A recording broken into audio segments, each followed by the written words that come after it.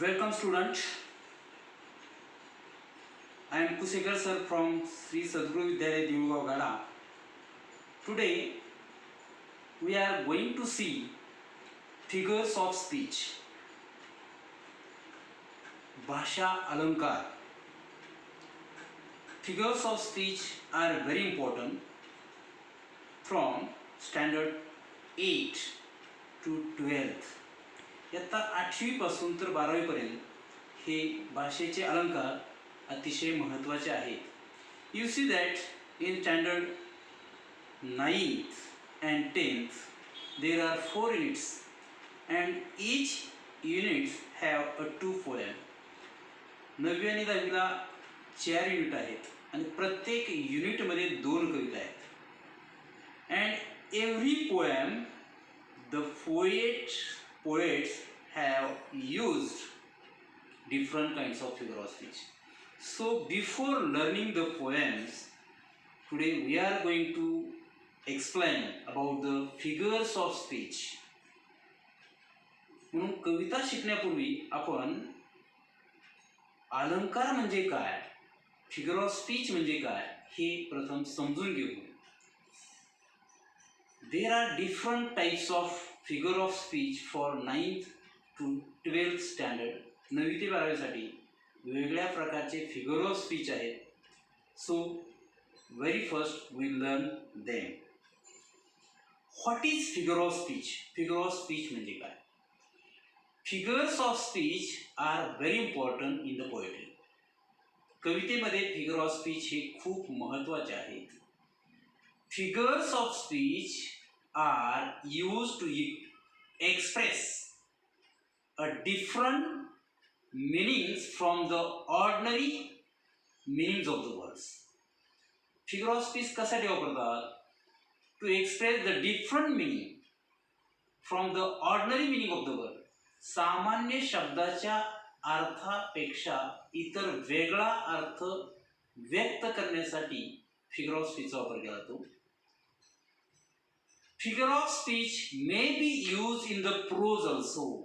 ते फक्त पद्यामध्ये म्हणजे कवितेमध्येच वापरतात असं नाही. They are also use in prose. ते गद्यामध्ये म्हणजे लेसनमध्ये वगैरे सुद्धा वापरतात. कादंबरी, novels, drama etcetera. They may be use to bring the imagination in our minds. आणखी कशासाठी वापरतात? they may be used to bring the imagination in our mind. आपल्या मनामध्ये कल्पना शक्ती जागृत करण्यासाठी ते वापरतात. they use to heighten the beauty of the language and poetry. भाषेचं किंवा कवितेचं सौंदर्य वाढवण्यासाठी ते वापरतात. To heighten the beauty of the language. They make the line musical and pleasing. कवितेतील ओळीला एक गोडवा आणि गेयता निर्माण करण्यासाठी याचा उपयोग केला जातो. They use to make the line or language pleasing or musical. भाषा कवितेचं काव्य हे गोडवं किंवा त्याच्यामध्ये गेयता लय प्राप्त करण्यासाठी याचा वापर केला जातो. They are use to draw the attention of readers. वाचकाचं लक्ष वेधून घेण्यासाठी याचा वापर केला जातो. In short, they are use to heighten the beauty of the language. They are use to make the language impressive. थोडक्यामध्ये भाषेचं सौंदर्य वाढवण्यासाठी, भाषेची प्रभुत्व किंवा भाषा प्रभावी करण्यासाठी फिगर ऑफ स्पीचचा वापर केला जातो. थोडक्यामध्ये काव्याची भाषा सौंदर्य प्रभावी व कल्पनारम्य करण्यासाठी अलंकारांचा किंवा भाषा अलंकाराचा उपयोग केला जातो. In 9th and 10th standard, we have many figures of speech in the different poems. याता 9वी आणि 10वीला आपल्याला वेगवेगळ्या कवितेमध्ये वेगवेगळे फिगर्स ऑफ स्पीच आहे. Today we are going to the following figures of speech. First, simile, SIMILE. In Marathi, it is called upama alankar. Now see, what is simile? Simile म्हणजे काय? Whenever the two different things are compared to each other because of their same quality. थोडक्यामध्ये सोपी आणि ढोबळ अशी व्याख्या करायची. जास्त ग्रामॅटिकल व्याख्येमध्ये तुम्हाला याची गरज नाही, कारण तुम्हाला परीक्षेला व्याख्या नाही, तुम्हाला फक्त फिगर ऑफ स्पीच ओळखायचे. To find out the figure of speech from the line. What is simile? In Marathi it is called upama alankar. Whenever the two different things, person, are compared to each other because of their same quality. समान गुणधर्मामुळे दोन भिन्न गोष्टी किंवा व्यक्ती ज्यावेळेस त्यांची एकमेकाशी तुलना केली जाते, at that time there is a figure of speech simile. त्यावेळेस सिमिली हा अलंकार उपमा अलंकार होतो. How can you find out the figure of speech simile from the line? तुम्ही हा सिमिली किंवा उपमा अलंकार एखाद्या ओळीतून कसा ओळखणार? There is some tact. त्यासाठी छोटंसं तंत्र लक्षात ठेवा. In simile figure of speech या उपमा अलंकारामध्ये some words are used to compare the qualities, just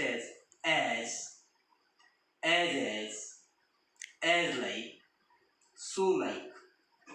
म्हणजे ज्या ओळीमध्ये as like, so like असे शब्द वापरून दोन गोष्टींची तुलना केली जाते. For example, his muscles are as hard as steel. इथं कोणते शब्द वापरले? as hard as हे शब्द वापरले आणि स्टील आणि मसल यांची तुलना केली. बरोबर. आणखी काय सांगता येईल? he sings as like as Lata Mangeshkar. कोणता शब्द वापरला? as like as. म्हणजे त्याच्या गाण्याची तुलना लता मंगेशकर बरोबर केली, म्हणजे as like as. So there is a simile. Next, metaphor. METAPHOR. Metaphor. In Marathi it is called रूपक अलंकार. मराठीमध्ये याला रूपक अलंकार असं म्हणतात. What is metaphor? रूपक अलंकार म्हणजे काय? When the two different things are not directly compared because of their same qualities, but they are shown they are one, not a different. Understand? काय समजलं? What is metaphor? रूपक अलंकार म्हणजे काय? When two different things are not compared to each other because of their same qualities, but they are shown they are not different but one. जेव्हा दोन वेगळ्या गोष्टी त्यांच्या समान गुणधर्मामुळे प्रत्यक्ष तुलना केली जात नाही, पण त्या दोन गोष्टी वेगळ्या नसून ते एकच आहेत. ते वेगळ्या नाहीतच, ते एकच आहेत असं दाखवलं जातं. At that time that is called metaphor. For example,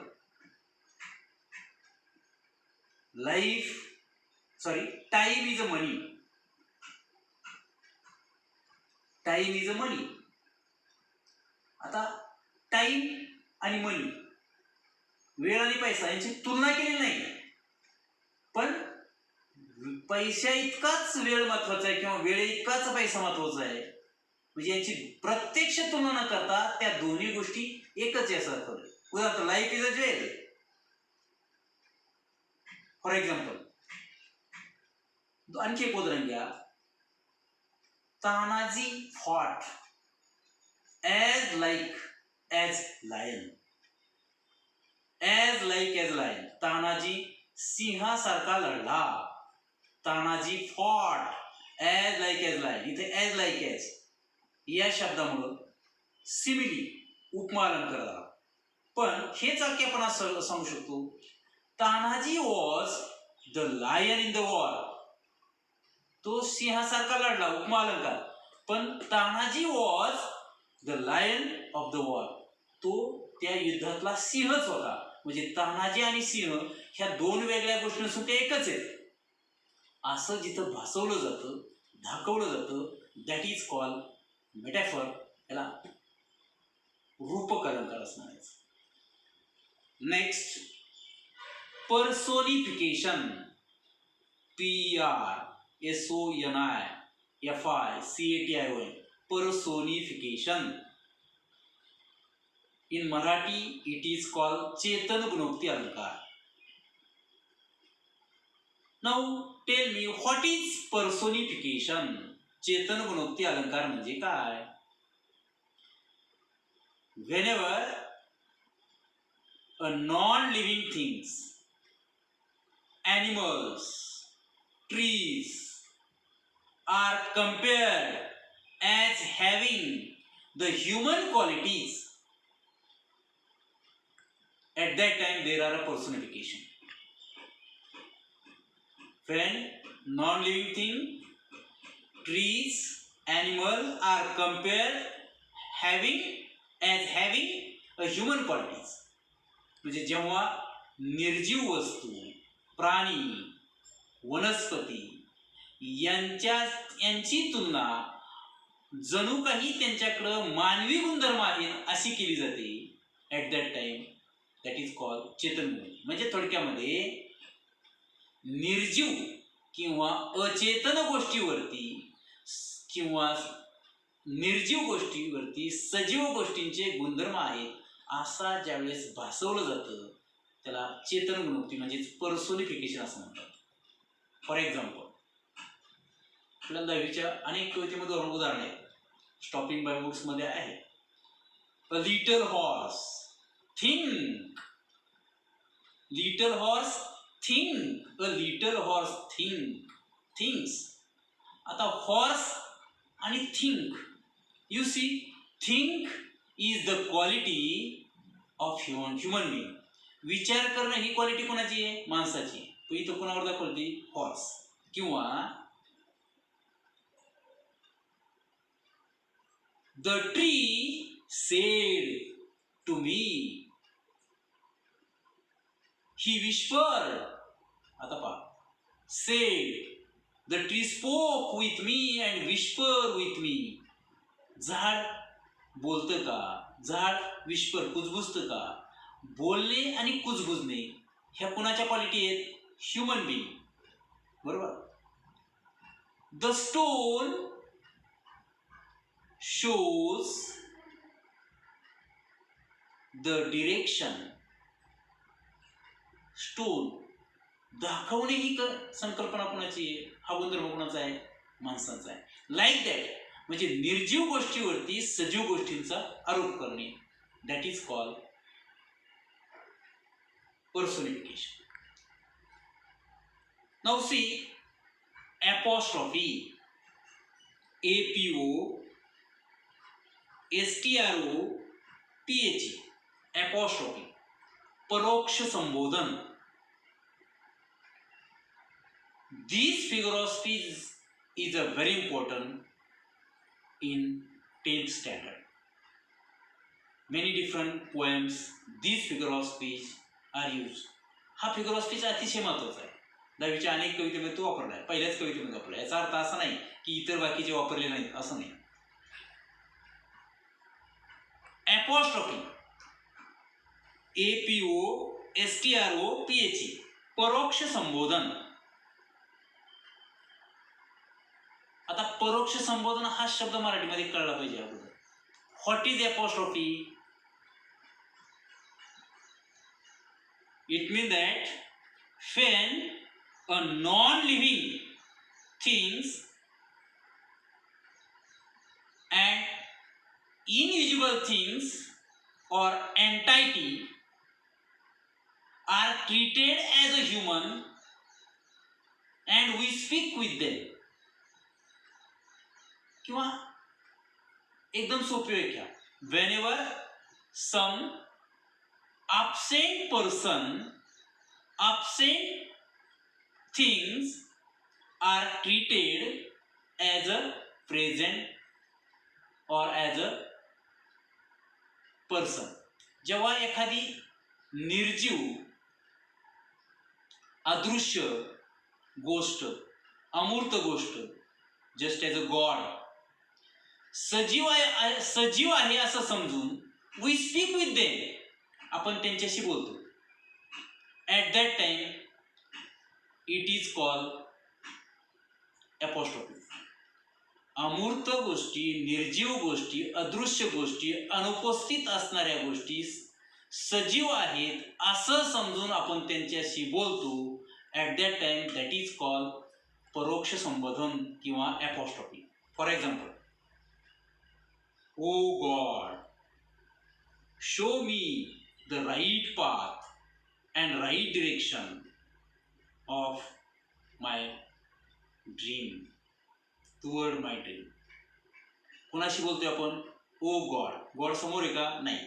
म्हणजे अनुपस्थित आहे, अमूर्त गोष्ट आहे, ज्याशी आपण काय करतोय? बोलण्याचा प्रयत्न करतोय.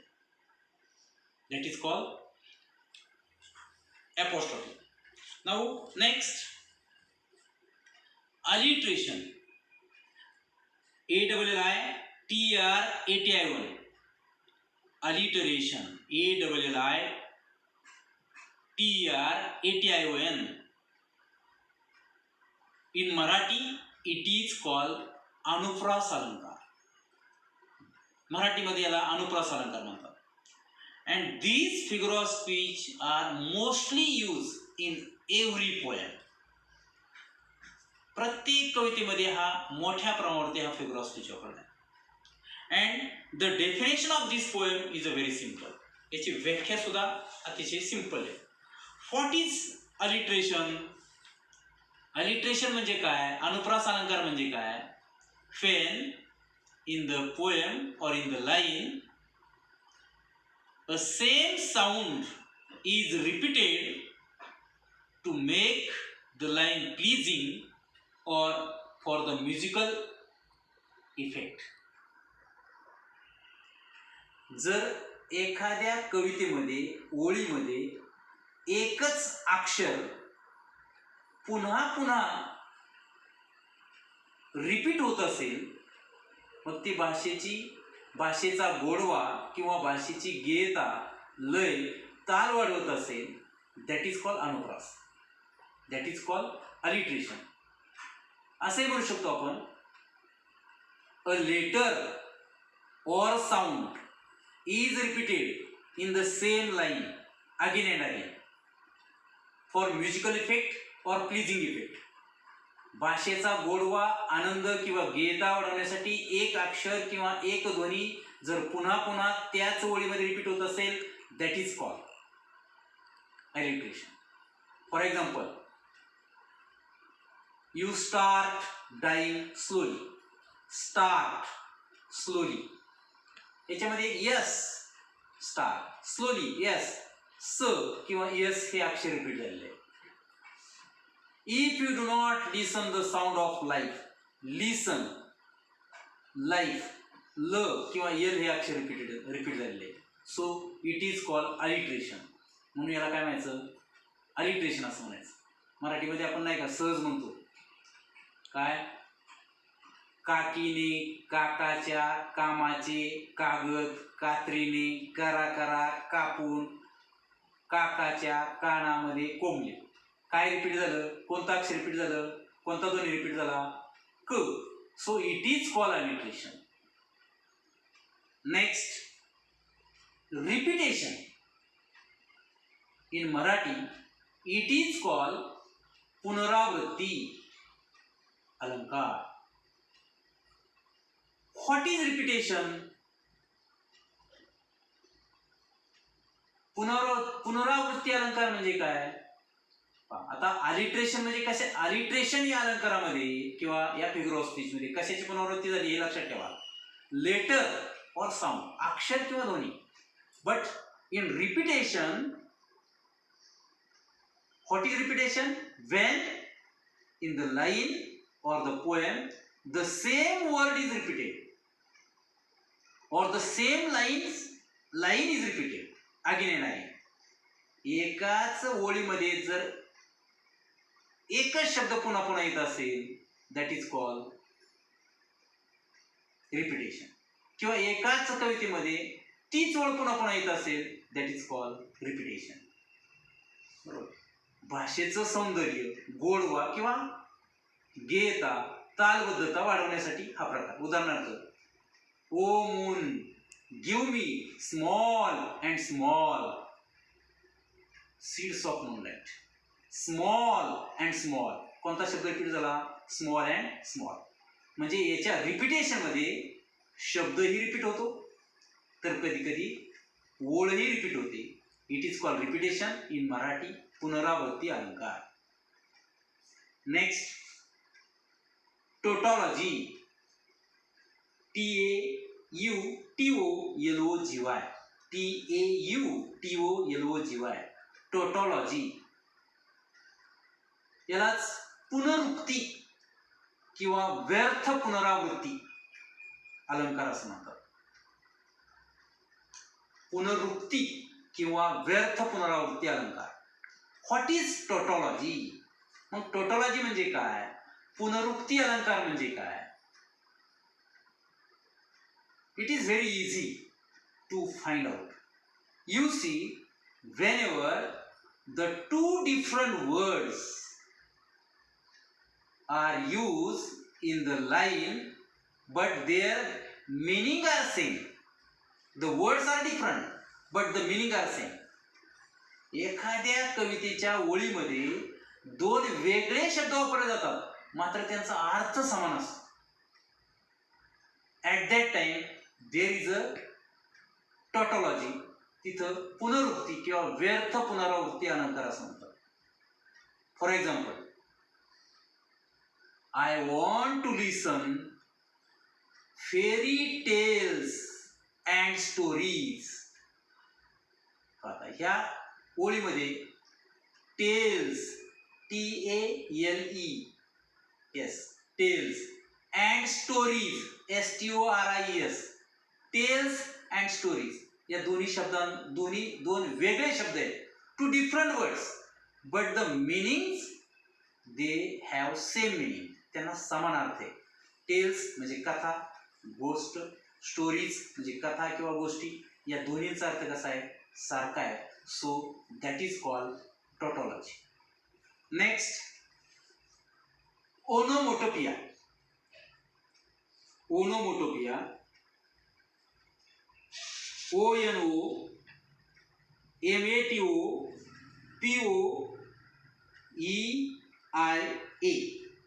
ओनोमोटोपिया. याला काय म्हणायचं? ध्वनी अनुकरण युक्त अलंकार. 8वी मध्ये तुम्ही शिकलेला आहे ओनोमोटोपिया, ध्वनी अनुकरण युक्त अलंकार. कशाला म्हणायचं? फेन in the line of the poem, in the poem or in the line, some lines in the poem, when the word conveys some different sounds. एखाद्या कवितेच्या ओळीमध्ये काही शब्द हे एखाद्या गोष्टीचा ध्वनी व्यक्त करतात. they conveys the sound. For example, the roar of the sea was very loud. Roar of the sea, roar of the sea, roar ही गर्जना म्हणजे roar हा शब्द ध्वनी व्यक्त करतो. The dogs were wailing overnight. वेलिंग, विवळणी, ठीक आहे. या ठिकाणी वेलिंग हा शब्द काय व्यक्त करतो? ध्वनी व्यक्त करतो. The birds are chirping on the tree. Chirping हा शब्द काय व्यक्त करतो? ध्वनी व्यक्त करतो. ध्वनी अनुकरण म्हणजे एखाद्या गोष्टीचा, एक घटकाचा ध्वनी ज्यावेळेस त्या ओळीमध्ये व्यक्त केला जातो, that is called onomatopoeia. Then transferred epithet. Transferred epithet, TRANSFERED,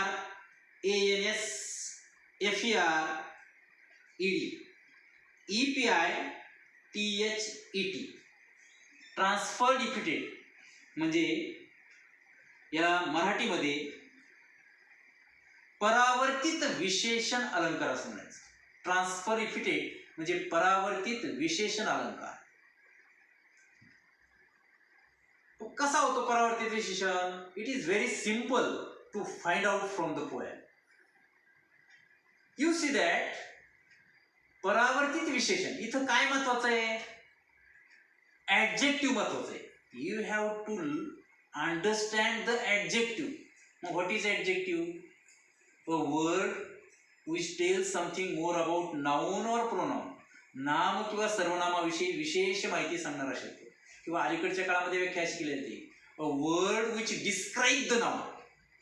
जो शब्द नामाचं वर्णन करतो. जसं एक विशिष्ट adjective, whenever the adjectives are special and they describe the special things. काही विशिष्ट ऍडजेक्टिव्ह असतात आणि ते विशिष्ट घटकाचं वर्णन करतात. उदाहरणार्थ, I saw a beautiful and lovely girl.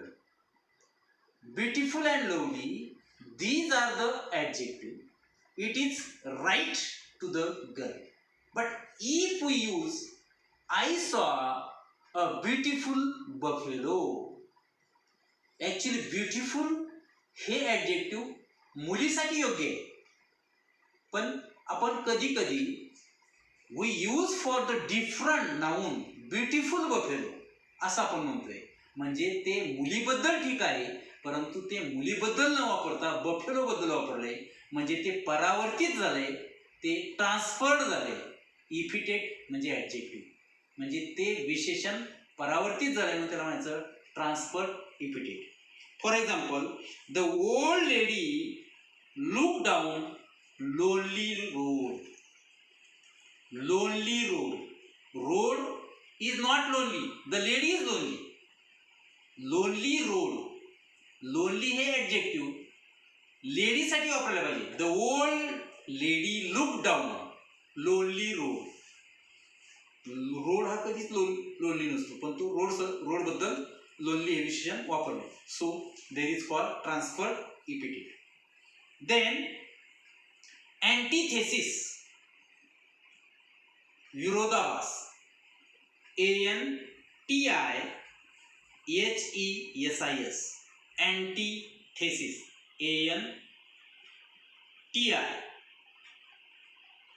ANTIHESIS, विरोधाभास अलंकार.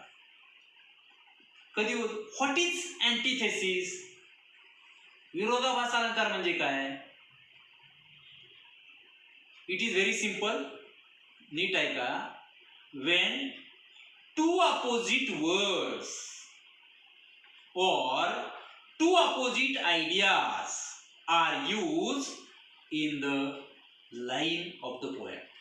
एखाद्या कवितेच्या ओळीमध्ये जेव्हा दोन विरुद्धार्थी शब्द वापरले जातात किंवा दोन विरुद्ध कल्पना वापरल्या जातात, at that time the figure of speech is called antithesis, विरोधाभास अलंकार. For example, God who works hard day and night for the people. Day and night, these are the two opposite words used in the same line. किंवा आपण असे म्हणू शकतो, ideas म्हणले कसं, some people live to eat, some people eat to live. The opposite idea आहे. some people live, काही लोक जगतात, टू ईट खाण्यासाठी. सम पीपल ईट काही लोक खातात टू लिव्ह जगण्यासाठी. म्हणजे दोन विरुद्ध कल्पना, खाण्यासाठी जगणे आणि जगण्यासाठी खाणे. These are the two opposite ideas are use, that is called antithesis. Now next climax. रसोक्ती अलंकार किंवा रसोत्कर्ष अलंकार. रसोत्कर्ष अलंकार. When the ideas or words or some events or some incidents are used in the poem or prose in ascending order, at that time there is a climax. जर एखाद्या कवितेमध्ये, नाटकामध्ये, कादंबरीमध्ये एखादी कल्पना, शब्द, घटना, प्रसंग जर चढत्या क्रमाने मांडले असतील, that is called climax. You see, in the 10th standard we have a poem the twins. The twins नावाची कविता आहे. In this poem the poet use the different incident or events in ascending order. कसं, पहिल्यांदा त्यांचा जन्म झाला, त्यांची अदलाबदल झाली, ते शाळेमध्ये गेले, जन्म झाला, मोठे झाले, थोडे शाळेमध्ये गेले, नंतर त्यांचं लग्न झालं, प्रपंच चालू झाला, नंतर त्यांचा मृत्यू झाला. म्हणजे जन्म, शाळा, प्रपंच, मृत्यू, अशा पद्धतीने step by step ascending order, चढत्या क्रमाने ह्या कल्पना मांडल्या. So it is called climax, rasotkarsh. आणि याच्या अपोजिट सुद्धा अँटी क्लायमॅक्स असा सुद्धा फिगर ऑफ स्पीच आहे, पण तो आपल्याला इथं पाहायचा नाही. For example, he is my friend, my adviser and my inspiration. किंवा आपण एखादं नाव घेऊ, Ramesh is my friend, my adviser and my inspiration. आता रमेश हा मित्र आहे, मित्रानंतर त्याला काय म्हटलंय, ॲडवायझर, एक उत्कृष्ट चांगला असा सल्लागार, अँड माय इन्स्पिरेशन, माझं स्फूर्तीस्थान. म्हणजे त्याला चढत्या क्रमाने चढ दिलाय त्याला. पहिला मित्र, नंतर सल्लागार, नंतर स्फूर्तीदाता, असं. He is my friend, adviser and inspiration, like that. That is called climax. Next, hyperbole. HYPRBOLE, hyperbole. यालाच मराठीमध्ये अतिशयोक्ती अलंकार असं म्हणतात. What is hyperbole? In English, it is also called exaggeration. याला इंग्रजीमध्ये एक्झॅगरेशन असे म्हणतात. What is hyperbole? When the statement is overstated or exaggerated. When the statement is overstated or exaggerated. एखादं विधान आपण करतो, म्हणजे आपण जे काही बोलतो ते वाजवीपेक्षा जास्त बोलतो, किंवा वाजवीपेक्षा जास्त एखादी गोष्ट फुगवून सांगितली जाते. ज्याला मराठीमध्ये आपण सहज म्हणतो पहा, एक हात लाकूड 9 हात दफली. एक हात लाकूड नंतर 9 हात दफली, असे काही लोक असतात. म्हणजे स्टेटमेंट, एखादी घटना वाजवीपेक्षा जास्त फुगवून सांगितली जाते. The things are, the statement is overstated, that is called hyperbole किंवा एक्झॅगरेशन, अतिशयोक्ती अलंकार. जसं द ट्विन्स या कवितेमध्ये, म्हणजे ट्विन्स या कवितेमध्ये हा हायपरबोल हा फिगर ऑफ स्पीच वापरलाय, अलंकार वापरलेला आहे. For example, my intended bride become my brothers wife. म्हणजे माझी होणारी पत्नी ही माझ्या भावाची पत्नी झाली. शक्य नाही. किंवा when I died, the neighbor came and buried brother John. जेव्हा मी मेलो शेजारी आले आणि माझ्या भाऊ जॉन याला त्यांनी काय केलं, गाडलं. हे शक्य आहे का? म्हणजे वाजवीपेक्षा जास्त सांगितलं. किंवा मराठीमध्ये पहा, पूर्वी फिगर ऑफ स्पीच किंवा अलंकार शिकताना सहज एक उदाहरण दिलं जायचं. दमडीचं तेल आणलं, सासूबाईंचं नाणं झालं, मामंजींची दाढी झाली, उरलं तेल झाकून ठेवलं, लांडोरीचा पाय लागला, वेशीपर्यंत ओघळ गेला आणि त्यात उंट वाहून गेला. बघा, म्हणजे hyperbole. The statement is overstated. वाजीपेक्षा जास्त सांगितलंय. दमडीचं तेल, त्याचा वेशीपर्यंत ओघळ आणि त्यात उंट वाहून जातो, शक्य नाही. That is called a hyperbole. Next, inversion. व्युत्क्रम किंवा शब्द बदल. INVRSION. This figure of speech is mostly used every and each poem. प्रत्येक कवितेमध्ये हा फिगर ऑफ स्पीच बघा, इन्व्हर्शन. हे नाही, व्युत्क्रम किंवा शब्द बदल. What is inversion? When the line order is not correct in the poem or prose. कवितेमध्ये किंवा पद्यामध्ये किंवा गद्यामध्ये कवितेच्या ओळीची ऑर्डर योग्य नसते. खरं तर कशी ऑर्डर असते पाहिजे? कर्ता, कर्म, क्रियापद. पण कवितेमध्ये to make the poem pleasing, to make the poem musical effect, त्या काव्याला गोडवा, गेयता किंवा ताल निर्माण करण्यासाठी शब्दांची जागा, प्लेसमेंट आदल बदल केली जाते. म्हणजे कर्त्याच्या ठिकाणी असेल असं नाही. So the line order is not correct. That is called inversion. त्याचे काही भरपूर उदाहरण आहेत. कधी ते वाक्य सुरुवात बटणे होते, तर कधी अँड सुरुवात होते. कशी? म्हणजे कर्ता, कर्म, क्रियापद अशी सुरुवात त्या ठिकाणी नसते. Next, interrogation. परिपृच्छा किंवा यालाच काय म्हणायचं, अलंकारित युक्त प्रश्न. परिपृच्छा अलंकार किंवा अलंकारित प्रश्न. Instead of the statement in the poem, the question is used. आपल्याला 7वी कविता आहे, वर्ल्ड इज माइंड. या कवितेमध्ये हा फिगर ऑफ स्पीच, इंट्रोगेशन. म्हणजे इन्स्टेड ऑफ स्टेटमेंट, जिथं विधान किंवा वाक्य वापरायला पाहिजे त्याच्याऐवजी प्रश्न विचारला जातो, प्रश्न वापरला जातो. So it is called interrogative किंवा interrogation figure of speech. Then euphemism. EUPHEISM.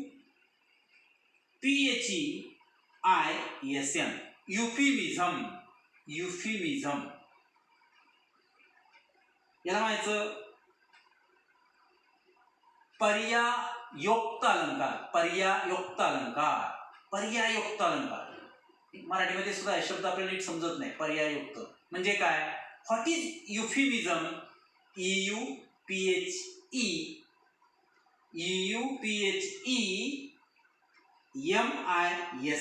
euphemism, पर्यायोक्त अलंकार.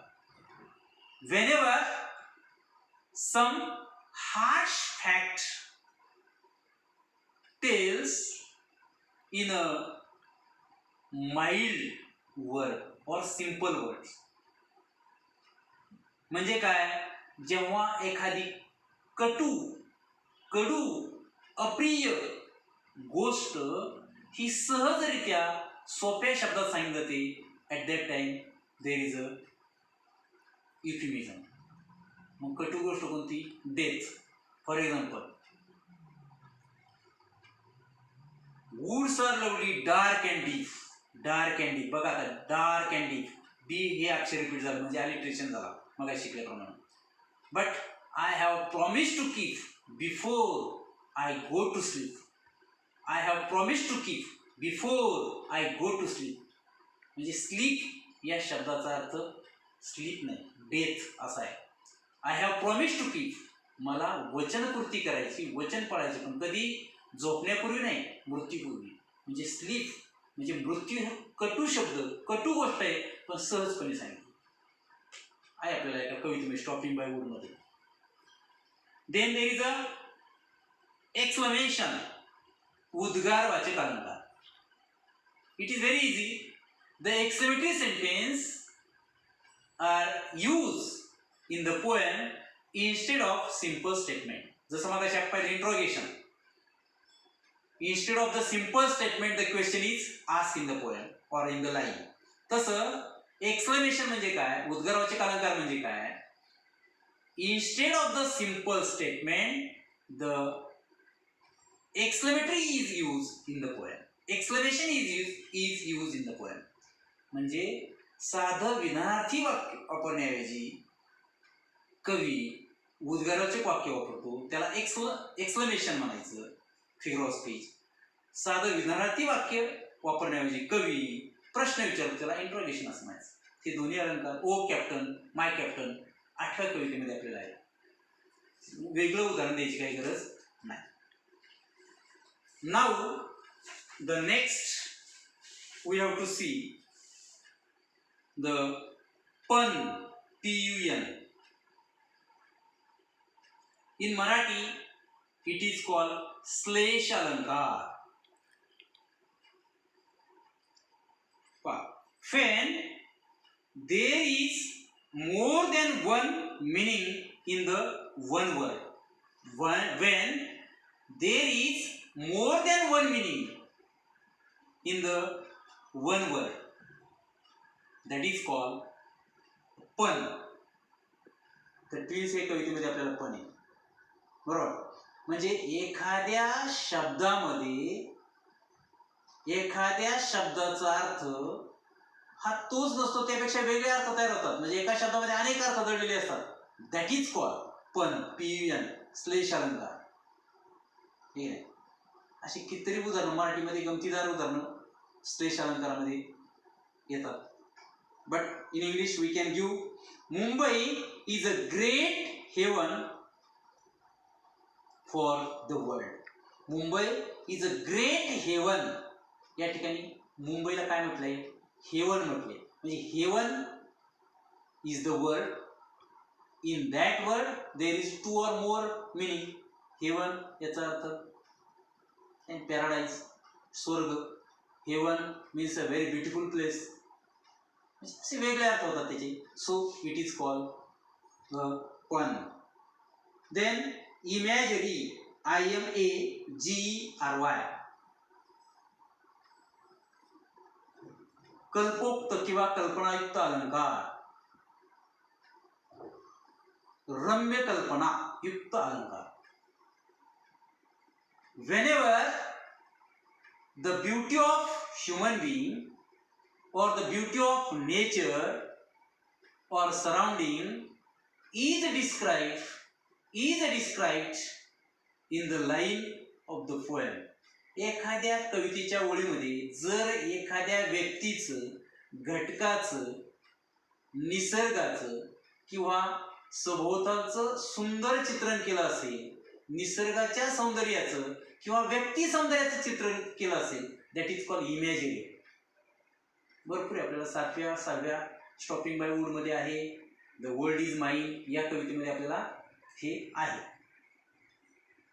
I saw a fair lovely girl,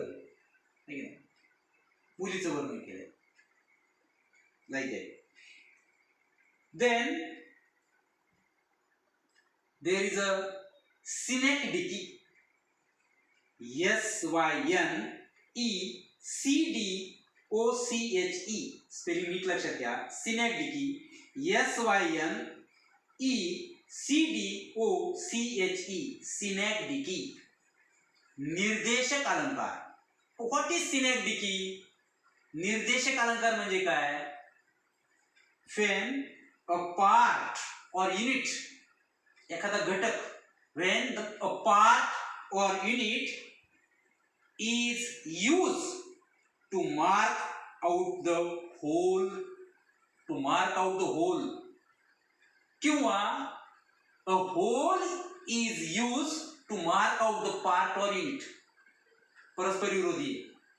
एकामेकाच्या परस्पर विरोधी. काय सांगितलं मी? When a part or unit